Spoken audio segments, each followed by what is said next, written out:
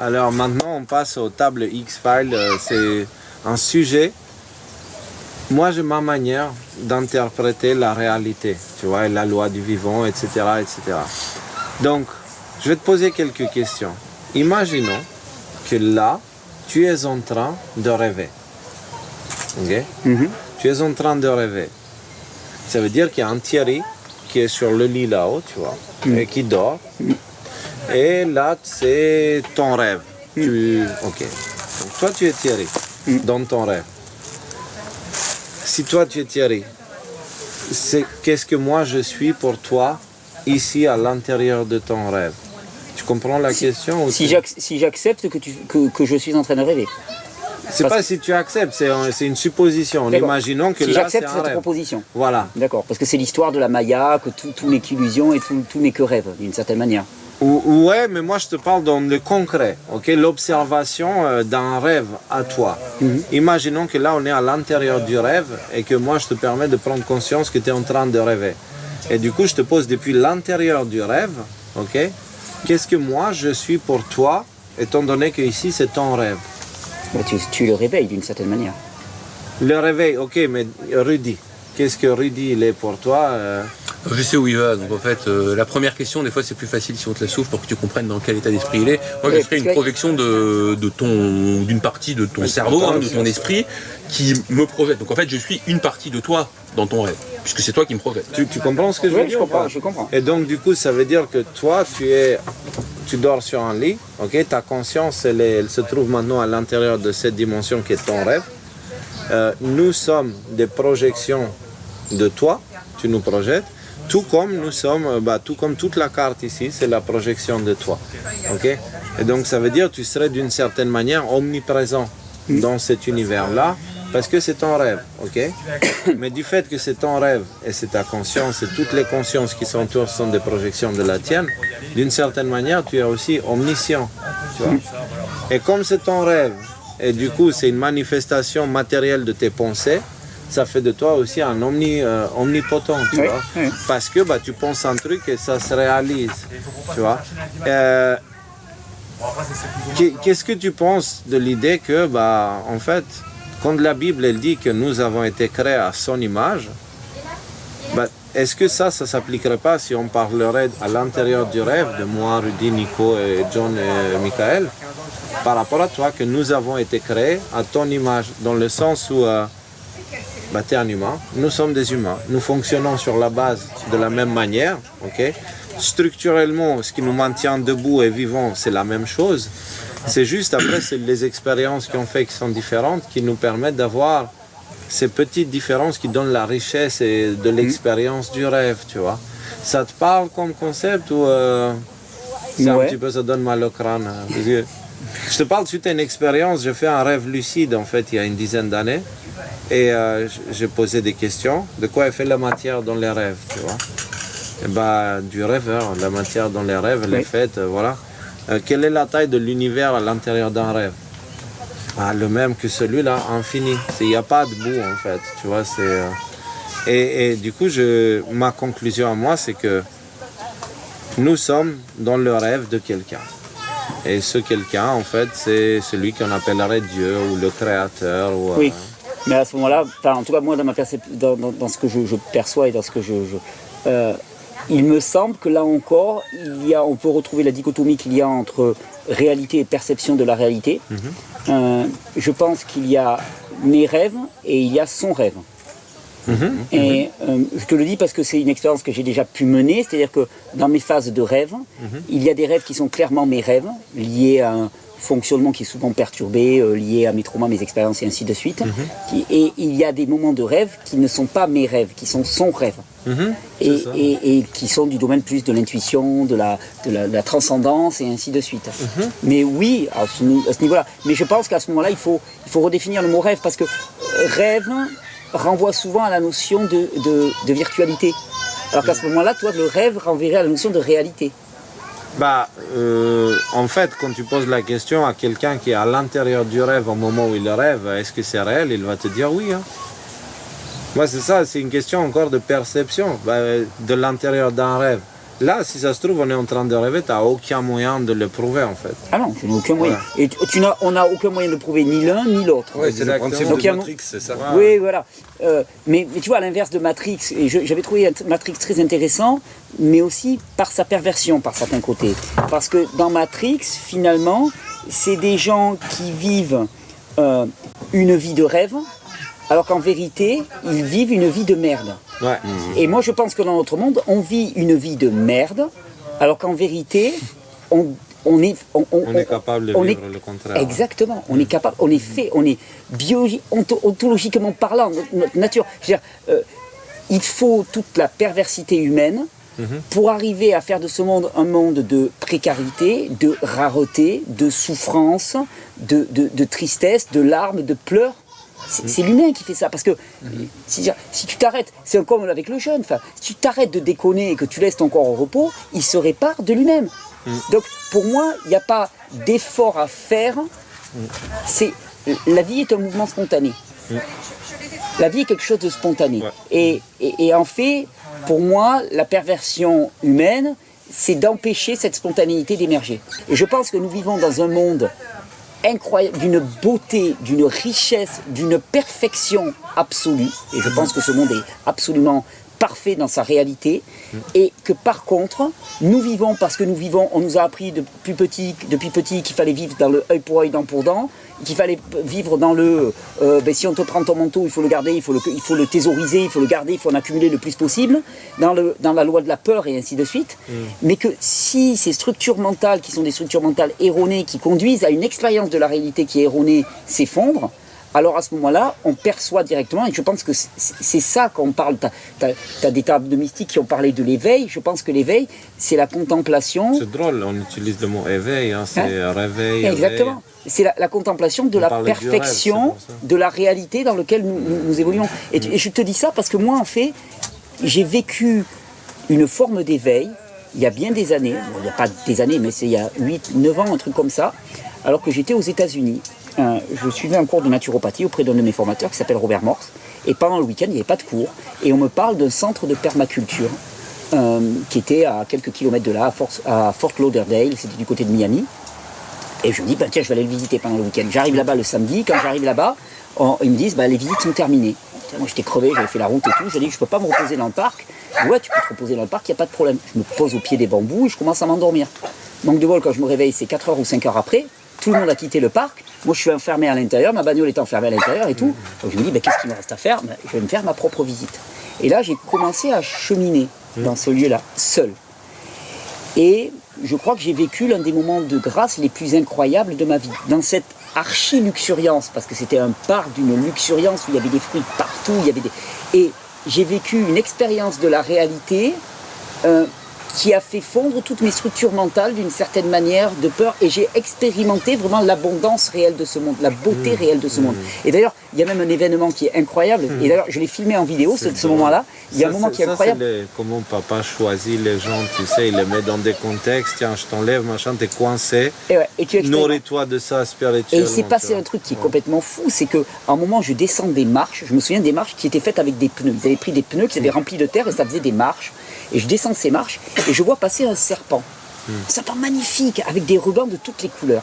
Je ne le savais pas, on me l'a dit quand j'ai diffusé la vidéo. Il s'appelle le serpent arc-en-ciel, c'est l'un des serpents les plus dangereux au monde. Il te pique, tu as quelques secondes avant de mourir. Ah ouais. Et moi je vois ce serpent, je suis à la caméra, je tiens ma caméra, je tenais mon téléphone portable comme ça. Et j'étais dans un tel état de fusion avec la réelle et le vivant que j'ai approché mon doigt comme ça et je lui ai quasiment caressé la tête. Petit comme ça. La tête? Ouais, je me suis approché, la caméra le montre. Je suis à 1 cm de sa tête et puis finalement il est parti, il a cheminé. Et je sais que dans cet instant-là, il n'y avait aucun danger. Je le sais, parce qu'il y avait un état de présence à la réalité, à la perfection de la réalité, que c'était comme une espèce de parenthèse dans la folie mentale d'interprétation de la réalité dans laquelle on vit. C'était comme une parenthèse dans laquelle tout était parfaitement équilibré. Et quelques temps après, quand j'ai diffusé la vidéo, punaise, tu te rends compte, Thierry, t'as failli toucher le serpent arc-en-ciel, t'es inconscient, t'es un fou et tout ce que tu veux. Non, non, j'étais pleinement dans la réalité. Et dans cette immersion totale dans la réalité, mais quand je te dis totale, rien que d'y repenser, j'en frémis. C'est peut-être l'une des plus incroyables, les plus belles expériences spirituelles de ma vie. Et par certains côtés, c'est peut-être aussi ce que je recherche ici. C'est que dans cette immersion complète, dans la puissance et la beauté du vivant, je me dis, il y en a peut-être d'autres qui, comme moi, expérimenteront cette pleine présence. Mais moi, c'est magnifique, c'est presque c'est, biblique ce que tu nous racontes, dans le sens où quand tu es proche de Dieu, comme c'était ton cas dans cette expérience et tout ça, tu étais proche de la nature, tu étais proche du vivant, et puis tu étais dans un état même spirituel particulier, mais on est supposé pouvoir commander les animaux, on est supposé pouvoir les utiliser avec bienveillance, et pas les utiliser comme on les utilise aujourd'hui, quoi. Et quelque part, moi ça me rappelle mon expérience du pitbull. Toi, t'as eu des expériences un peu similaires comme ça, non? Avec un cheval, non, il me semble? Oui, avec des chevaux, avec des animaux, il y a des moments, je vois ce que tu veux dire pour ce moment de... Moi je pleure. Quand c'est comme ça, en fait, j'ai des larmes de joie, j'ai un sourire comme ça, limite avec des crampes. Et ça m'arrive souvent à la montagne. Tu vois, avec des chevreuils, tu vois, qui restent. Je les vois, ils me voient. Ils restent, je peux aller près d'eux. Quand j'étais enfant, j'ai un oiseau qui s'était posé sur moi. Tu vois, genre, on marche. Oui, et ça, c'est des moments. Mais il y a pour moi, c'est des moments où d'un seul coup, on met un pied dans la réalité. Et là, on est dans la réalité. Et la réalité, c'est ça, en fait. Et nous vivons dans un monde mental, d'a priori, tu vois. Le plan de séparation des choses. Le moment avec le serpent et tout, c'est le moment où tu es tellement en synergie avec ton environnement que tu ne fais plus qu'un. Exactement. Donc aussi bien la réaction de ce serpent à ton action, pour toi ne faisait aucun doute, parce que le doute n'existait plus, il n'y avait plus de séparation. Aussi bien avec les plantes également, ça s'est produit. L'effet et le besoin de plantes, si tu es dans cet état-là, tu le connais et tu sais comment rentrer parfaitement en synergie avec eux. Mais d'une manière naturelle, c'est comme si tu avais soif à la place de l'arbre. Exactement, c'est exactement ça. C'est exactement ça. Tu as une perception et cette fusion avec la réalité, ce plongeon dans la réalité. Oui, je dirais que c'est certainement En fait, on ne peut parler de la réalité que quand on l'a expérimenté. C'est un moment où le rêveur inconscient prend conscience qu'il y a une connexion entre lui et la carte, d'une certaine manière. L'environnement. Peut-être oui, c'est possible. Parce que ça peut arriver dans les rêves aussi, ce genre de moment d'extase. Ça peut arriver aussi. En tout cas, voilà, moi c'est fondamental. Et c'est vrai que ce film Matrix m'avait touché, mais parce que je disais, en fait, c'est une magnifique allégorie, il y a énormément de clés, c'est certain. Film, on pourrait dire prophétique par certains aspects, vraiment, voilà. En plus, c'est un gros blockbuster, puis il pète. Keanu Reeves, moi j'aime beaucoup, ça donne, la musique de Rage Against the Machine, c'est excellent aussi, donc tout est au top. Mais d'abord et avant tout, par cette espèce de switch entre finalement la réalité perçue, la réalité vécue et la réalité. Et tu sais, ici, on a beaucoup appliqué les principes de la permaculture, qui est pour moi vraiment la science du vivant et qui est, s'il y a un avenir à ce monde, et je suis persuadé qu'il y a un avenir à ce monde, cet avenir à ce monde sera la science qui sera mise en avant, ça sera la permaculture. Parce qu'en fait, la permaculture, c'est la connaissance et la reconnaissance du réel. Et la permaculture nous montre à quel point il faut que nous fournissions d'efforts en termes de perversité pour arriver à réduire... En termes de quoi t'as dit ? De perversité. Okay, oui. Pour arriver à réduire la formidable abondance de production d'énergie du vivant. Ouais. Un système naturel, un système naturel est par nature régénératif. C'est-à-dire un système naturel produit plus qu'il ne consomme. Sinon, on serait arrivé à l'extinction de la Terre. Forcément. Tous les systèmes humains sont dégénératifs. Ils consomment plus qu'ils ne produisent. Donc, tous les systèmes humains sont voués à l'échec. C'est pour ça que les mecs, on s'extasie même devant la GoPro, la caméra, c'est un Sony ou je sais pas quoi. Enfin, tu vois, on est à fond, on dit, ouais, la telle fonction et tout. C'est de la MERDE en bas. Ça n'a même pas le caractère régénératif. C'est des jouets en plastique pour enfants, quoi. Mais ouais, et puis même pas made in China, quoi. C'est pire que ça, quoi. Tu vois, c'est de la merde. C'est de la merde absolue. Et le problème, c'est qu'on a appris à s'extasier plus devant un iPhone 14 que devant un brin d'herbe. En fait, on est devenu tellement, comment dire, détaché de la compréhension de l'ensemble des choses, et on le voit très bien dans les villes. Tu sais, quand on plante les arbres au milieu des trottoirs, tu sais, dans un carré. Et en fait, comme si pour les gens, il n'y a que la partie visible de l'arbre qui existait, il ne racine pas. Et donc tu vois, et la route et le trottoir complètement défoncés par les racines. Enfin, je veux dire, à quel degré d'incompétence ou de débilité, en fait, proprement, il faut arriver, d'accord, pour ne pour oublier ça, qu'un arbre a des racines et qui va te défoncer le sol. C'est le fruit de notre éducation. Je ne pense pas que ce soit de la débilité, c'est que juste depuis très jeune, on nous formate et on nous tord l'esprit. Un enfant, je vois comment un enfant expérimente la réalité, il l'expérimente directement.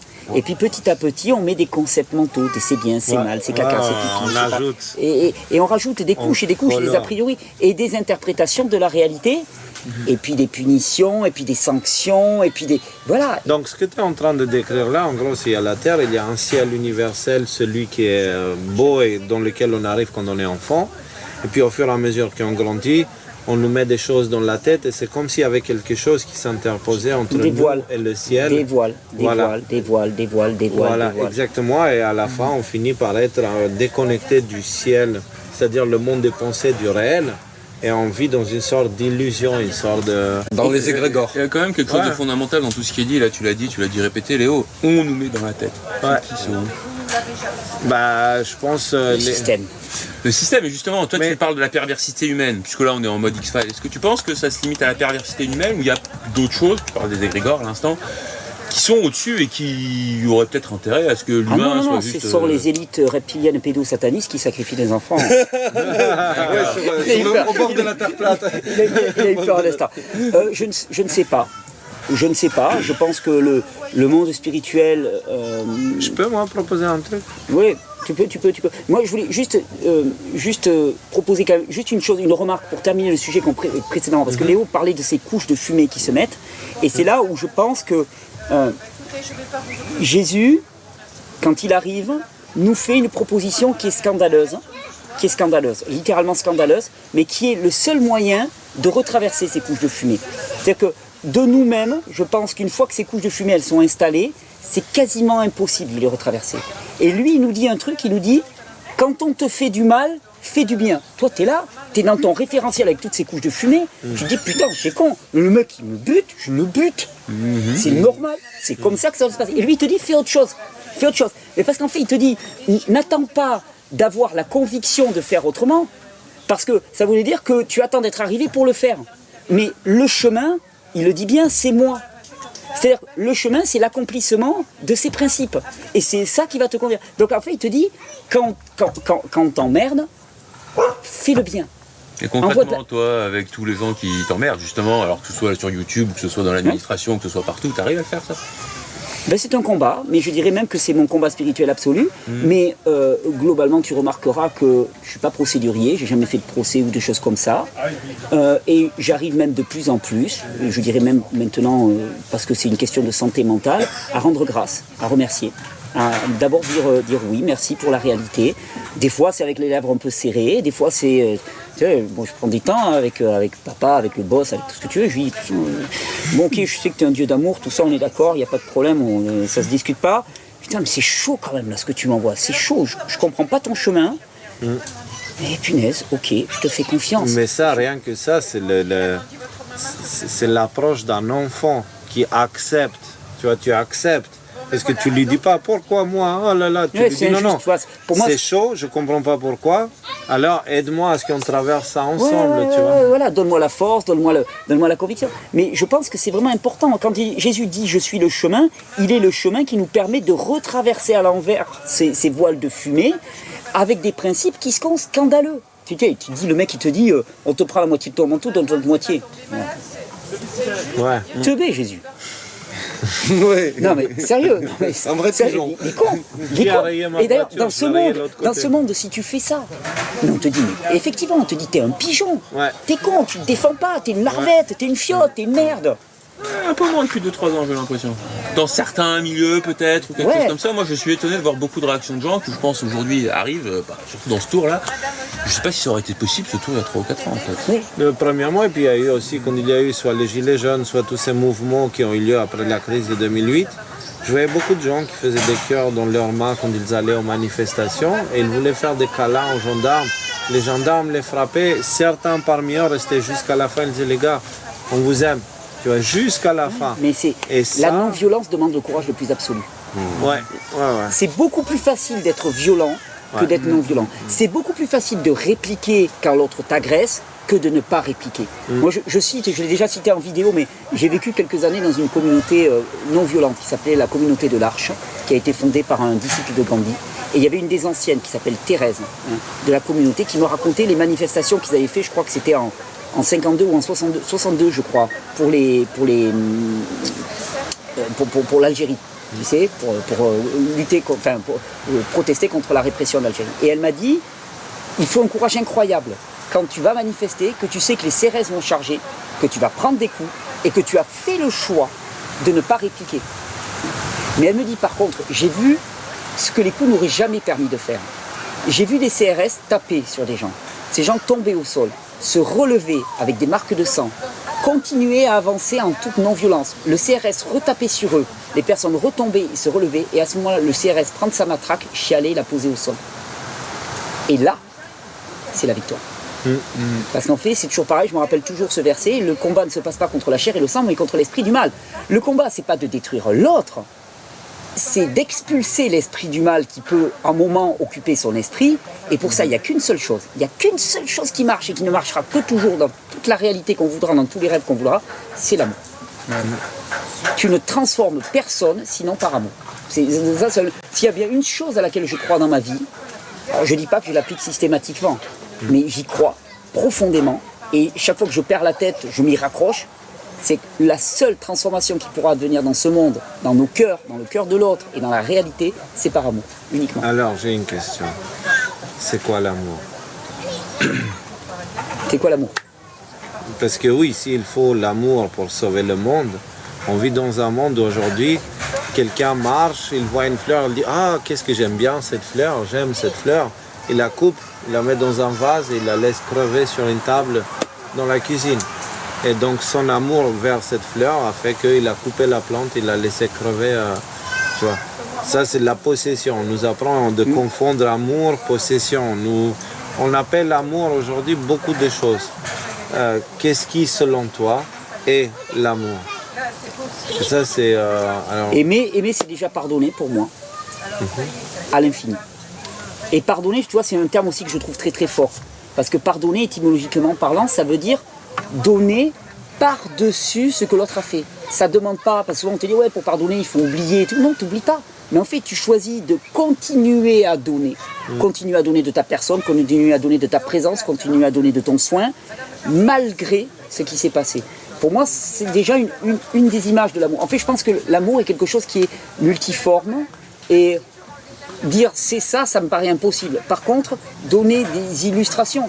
Ouais, différentes aspects, Rudy ouais. disait, voilà, l'amour ne présuppose rien. Ouais. Bon, mais si tu veux savoir quand tu n'es pas dans l'amour, c'est quand tu présupposes. Et moi, je suis un spécialiste. Hein. Je sais toujours ce qu'il y a dans la tête des autres. Et tout le temps, je me dis, Thierry, arrête, tu sais pas. Tu sais pas. J'avais une conversation avec une amie là tout à l'heure et je lui disais, non, écoute, sois certaine d'une chose, c'est que même si je suis pas d'accord avec ce que tu as fait là, il y a bien un truc dont je suis certain, c'est que tu l'as fait parce que tu pensais vraiment m'aider au plus haut point. Et quand j'ai dit ça, son cœur, et elle a pu entendre aussi ce avec quoi je n'étais pas d'accord. Ouais. Je lui ai dit par contre, mais je lui ai dit non, mais ne crois pas. Et elle s'est sentie bien parce qu'elle m'a dit ok, t'as compris que ce que j'ai fait pour toi là, je voulais t'aider. Et elle m'a dit, je l'ai fait par amour. Ouais. Il dit oui, je le sais. Je le sais. Par contre, je peux me permettre malgré tout de dire ça. Donc l'amour, c'est ça. L'amour, c'est aussi une patience infinie. C'est attendre l'autre tout le temps. Donc c'est arrêter de croire qu'en tirant sur une fleur, on va la faire pousser plus vite. Et laisser à l'autre le temps de, alors je parle en matière de santé, mais tu vois, dans les couples, les choses comme ça, quand il y a un qui me dit, ah mais moi, je me suis mis à boire des jus et tout, puis mon mari, il fait chier, il me gonfle parce qu'il... Est-ce que tu crois que c'est comme ça que tu vas lui donner envie? Si t'es changé de l'intérieur, prouve-lui, donne-lui envie. Par les actes. Mais ouais, si ton mari te voit de plus en plus sexy, de plus en plus pleine d'énergie, de plus en plus...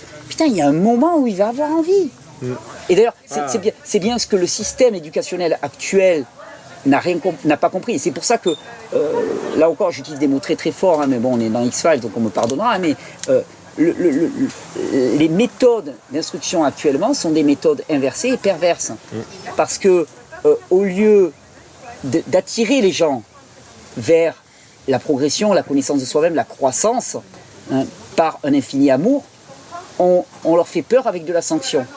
C'est ce qu'on appelle l'éducation noire ou l'éducation négative, hein, et qui est pour moi, le simple fait de sanctionner une erreur, c'est le meilleur moyen, ce qu'on appelle l'erreur, hein, c'est le meilleur moyen d'empêcher la croissance d'un individu. C'est-à-dire l'erreur, c'est l'écart qu'il y a entre toi et la réalité. C'est ça. Il n'y a que parce que tu fais l'erreur que tu vas pouvoir jauger de ta marge de progression. Tu dis, putain, je pensais que j'allais sauter 3 mètres. Si on te dit, bon, alors maintenant, tu dois sauter 3 mètres de long. D'accord ? Et attention, si tu les sautes pas, on te coupe la jambe. Putain, toi, t'es là, t'as jamais envie de sauter. Si par contre, on te dit, bon, tu dois arriver à sauter 3 mètres, mais ça va pas venir du jour au lendemain, il va falloir que tu t'entraînes. Tiens, fais ton premier saut et vois combien tu es. Je suis à 1m10. Ok, je te propose un programme qui va t'aider, centimètre par centimètre, à arriver à tes 3 mètres. Mais il y a des grandes chances qu'un jour ou l'autre, tu arrives à sauter tes 3 mètres. Qui que tu sois. Qui que tu sois. Par contre, si on te dit il faut que tu sautes tes 3 mètres, on te coupe la jambe, c'est foutu. Dans le monde de papa, il n'y a pas d'échec. Il y a soit la victoire, soit la leçon. Et la progression. D'une fois que tu as appris la leçon, tu passes à l'après. Mais il n'y a pas d'échec. Parce que l'échec, c'est la leçon. Tu as gagné quelque chose. Donc, j'aime bien ta casquette, tu veux pas la montrer à la caméra? Je crois que c'est la casquette décodeur qui a le plus vécu que j'ai rencontré. Et alors ce qui est rigolo, c'est que tu dis, Mais ça hier tu me l'as dit, elle a du vécu cette casquette. Non, elle a 2 mois et demi. Par contre, elle a 2 mois et demi dans la réalité, pas dans la virtualité. D'accord ? 2 mois et demi devant Facebook, elle serait bleue. Là. 2 mois et demi à s'occuper des arbres, à s'occuper de mes gamins, à œuvrer dehors. Voilà cette gueule-là, et je trouve qu'elle a une bonne tête. J'aime bien les gueules de réalité, moi. Je préfère ça que les gueules de virtualité avec les ongles tout propres, avec tout manucuré, tout ce que tu veux. Comme nous, quoi.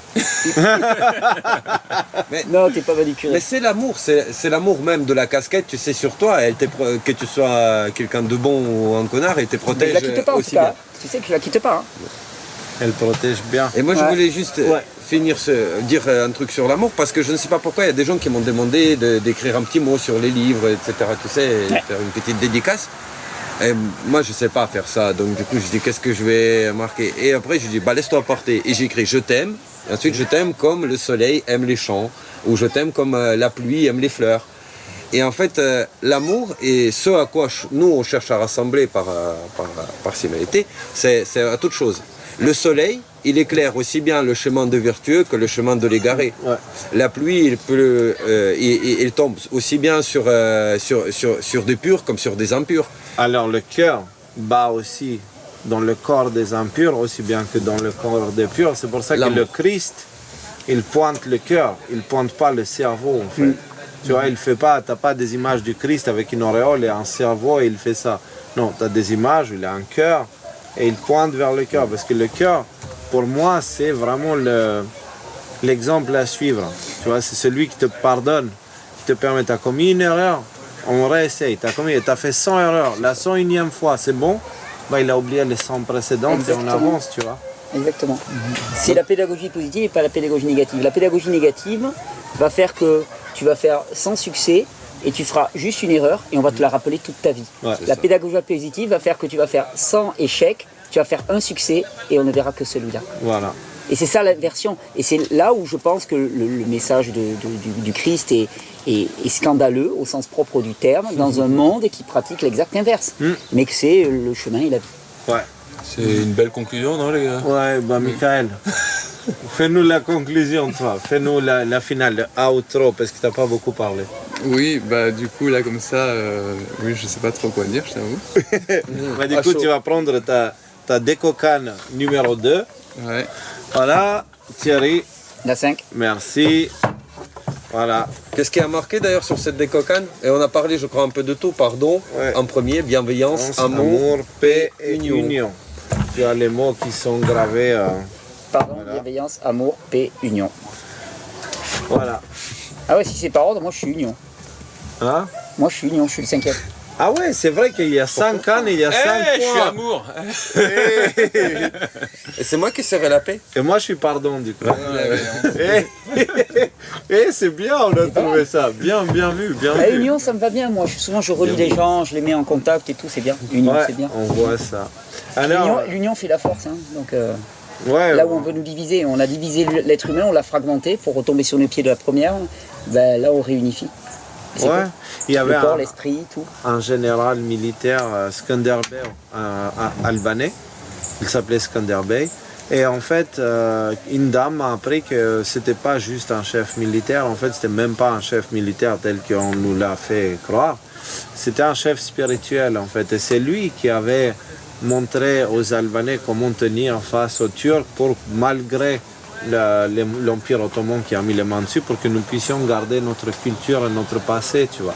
Il leur disait, regardez cette branche. Et il prenait la branche, il la pliait comme ça. Elle se casse facilement. Maintenant, regardez, j'ai 100 branches, tu vois. Bah, tu ne peux pas les casser en même temps, en fait. Tu ne peux les casser que individuellement, une par une. Ça veut dire ce que ça veut dire. Donc, sur ce, coupé. Hey, c'était super. Hein.